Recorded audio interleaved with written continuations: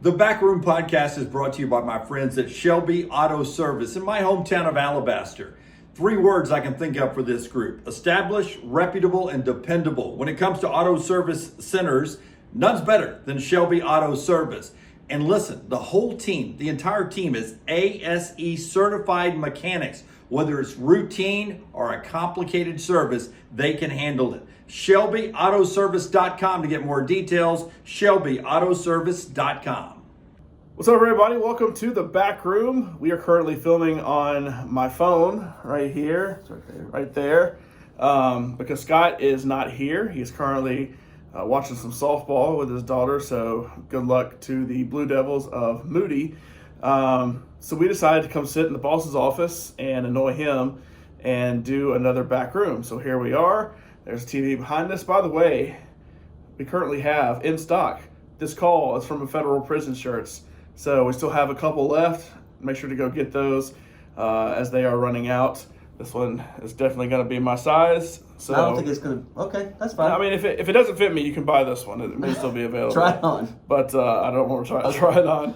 But there you go. This call is from a federal prison, and you can buy that. Nextround.store. So we talked about how we got into media, and the two of us and Scott, we kind of gave our story about how we ended up in media. But the more we talk about things, we start talking about some interesting stories about our non-media jobs we had before we ended up here. Mine were in college, because right out of college I ended up getting a job at a radio station. It was all downhill from there.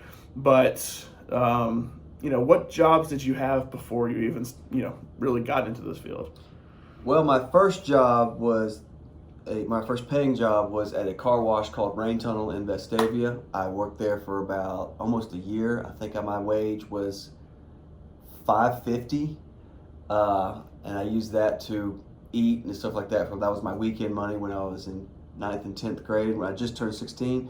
And then I worked at I was a representative for Fossil watches for 3 months for the holiday season, my junior year of high school, at the Summit at Parisian, where I had to wear a white, awful, like skin tone vest with all these flare on it that said Fossil, and we were supposed to sell watches, and I was behind the glass case. And so if you wanted a Christmas gift, and like the thing that we were really selling, they said you really need to push the big tick. It was a digital watch that had the big digital analog, the big digital numbers, called the big tick.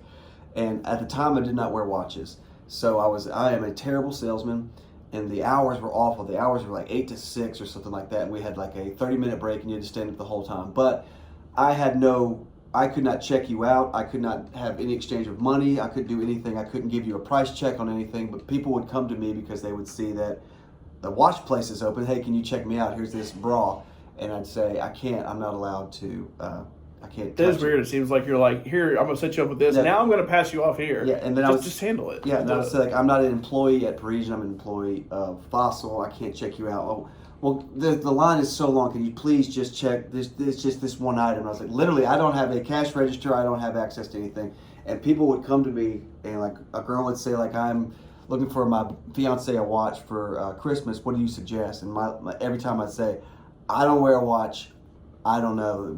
A lot of these are being sold, the big tick. That would be my sales pitch.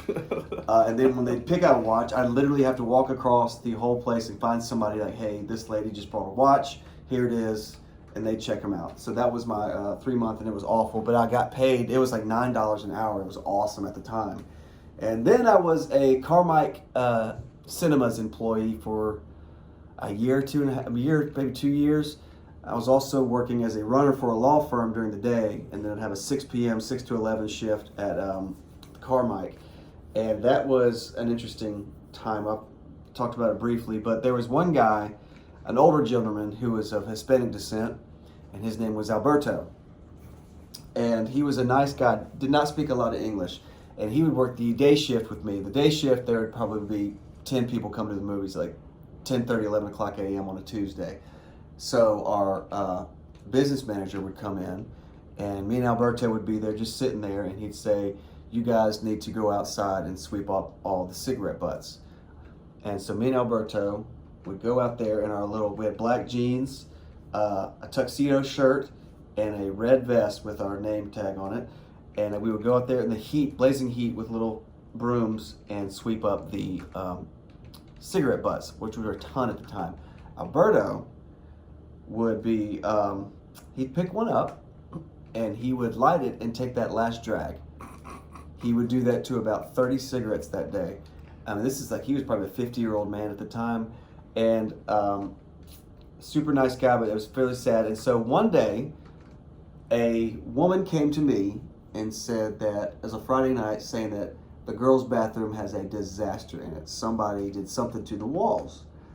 And so I told my manager, who was a female at the time, and she tried to get Alberto to, you need to go in there and clean it. Alberto quit on the spot. So that's my Carmike. I had a lot of Carmike stories. I think I was 21, 22, and everybody was average 16, 17 years old. The perks were awesome. You got all the popcorn you wanted, all the Coke products you wanted, and access to all those big display posters and everything. Yes. Because they had to throw them away. They're just like, does anybody want this Lord of the Rings, Fellowship of the Ring? Like, I'm going to take it. So we would take those and I'd give them to friends, or I'd keep them and put them in my bed. I had a huge signs poster that was like, whatever the material is. It's not, I mean, it is nice material, but it was massive. And I had that and I was like, what am I going to do with this? So I gave it to one of my friends. So that's some of the stuff I did. Lunceford, what did you do? Yeah, so I guess my first official job wasn't until I was in college. My freshman year, excuse me, at Alabama, I was a high school football referee. So in high school, I got allergy shots because I am always sick, as I'm coughing, coughing right now. But I always got allergy shots. And so the nurse that gave me the allergy shots, this is back now, for the most part, I think they want you to give them to yourself. You can just like pop it in your leg if you want to. Act like it's adrenaline after you've like OD'd. But it used to have to go to the doctor, or at least where I went, I had to go to the doctor. So the nurse there was a male nurse and super nice. We'd always talk football. And he was a high school football referee in Tuscaloosa at the time. And he would come in and be a nurse during the week. And then on the weekend, he'd go to Tuscaloosa and do some like high school sports and stuff. And so when I graduated and it kind of became clear I wasn't going to play college, I eventually did, but at least right out of high school, that I wasn't going to play college. I was going to Alabama. He's like, hey, why don't you come referee with me? And I was like, okay, cool. It pays. It was like $75 a game for a varsity game, like $50 a game for a JV game, like $40 a game for freshmen, and you got paid a little bit of gas money to go do it too. And you always had a carpool because they didn't want to pay gas money except for one person on the crew. So you got to think, a football game, you have line judge, field judge. That was the position I played. So it's like home and away on the line of scrimmage. Yeah. Did you do majority varsity? I did probably 60% JV and freshman, and then like 40% varsity. Is it something you enjoyed? Would you continue? That does not look enjoyable to me. I really like doing it, but it is very nerve-wracking to do. I mean, think about how much we just destroy referees. Yeah, and how many? Well, think if you're on the other side of that, and they're going to get yelled at by coaches for a bad call. And see, that was the thing. Was like, did you ever have to talk? Did you ever have to fight the urge to talk back? The thing is, you can talk back to coaches because you're trying to say, look, no, this is what happened. Like, coaches are always going to argue in their favor, even when they know they're wrong, because that's what you're doing. You're supporting your team. The worst is players. You can't talk back to players. Okay. And so, like, if I call a holding penalty, a player is going to come up and be like, I wasn't holding. You don't know what you're talking. Like, a player will backtalk you. And as an adult, I mean, I was 18 at the time, so I really was the same age as half the kids on the field. But, like, I couldn't backtalk the kids. And, there were a lot of the people who were like the head referees were really, really old. And you could tell I was kind of part of this like next generation they're trying to teach before you became the head referee. But we had a line judge and a field judge, the white hat. You had an umpire and you had a back judge at least. So that was 5 people that you have to carpool every single time. And I always had to drive because I had a truck, so I had more room, so I always had to drive. And while I would drive, outfits, your ref shirts. Well, we get dressed before we went. Oh. The best thing was you had to wear shorts up until a certain point. So we were doing private school football, so it was AISA and 8-man football, whatever it is, 8-man football. And so that's most of what I did because I was like low man on the totem pole, so I got the crappy games. But we had to wear shorts, and I mean, when I'm telling you, these shorts were like way hiked up, like right there. I mean, I believe this it. is my waist right here. That's how short it was. It was awful, and you had to wear the shorts until October, and then you could switch because it got cold at that point, even though it's still pretty warm here in October. You can switch to the pants, and the pants, you know, you like had to hike them up to your shin and have like the long socks. It was the whole like, old school referee look. But it was fun. It's fun to be a part of the game still when I wasn't playing. And it was all fun except for having to deal with the players, like a bunch of, you know, for lack of a better word, like punk ass high school kids who were, you know, trying to back talk you. But it was fun. I only did it 1 year because I ended up transferring to Birmingham Southern and actually playing at that point. So I couldn't do it past that. I have no desire to do it now, especially now that I'm on the media side of things. If I go to a game, it's for that or just to be a fan. But that was my first job. And I guess really the only job I had before working in radio was I got hired by Samsung to do like a brand ambassador thing where they contracted me for a year because I was playing games at that time and like professionally, like trying to compete. But how does Samsung find you? How does that connection become? I started in a league called Major League Gaming. I wasn't very good at anything, but I was like so into video games, playing it all the time. I wanted to do that. Well, then there was a league called the World Cyber Games that was run by Samsung. So like they kind of use it as like a promotional and marketing tool. So like when you go play on a computer, you're playing on a Samsung built computer using a Samsung. It's like my thing was I was supposed to be promoting solid state drives, which is like a new form of a hard drive. So a hard drive has like a spinning disc in it. Yeah. And if you drop it, it could like break. But a solid state drive is what is in most laptops now, and it's basically like a flash drive, like a thumb drive. Like there's no moving parts in there. Okay. And so at the time, the biggest like solid state drive you could get was 128 gigabytes. And I mean, you can get that in any kind of flash drive. I mean, that's nothing now. But my job was to promote that as like a gamer and how much cooler it was to run your game on that. And so I got to go to like trade shows and stuff and like represent Samsung. But they found me as a gamer because I had competed in the World Cyber Games, and that's where when I went to Germany and China as a player. And the thing is, I never really won a ton of money playing, but I got to the point where I got paid a lot to go places, like, or at least all expenses paid, to where I may not have made any money, but I didn't lose any money by going to travel.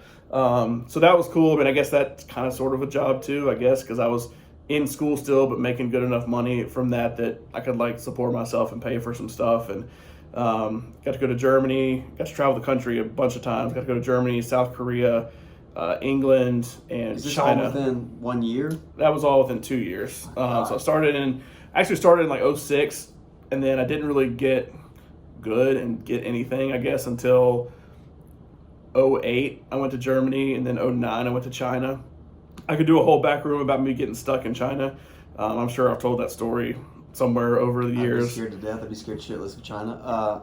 Would your wife let you do that now? Bad. Probably not. I've mentioned wanting to get back into doing some stuff, and she's like, okay, fine, do it. But she just want to come because we had traveled so much. She didn't want to come everywhere I went.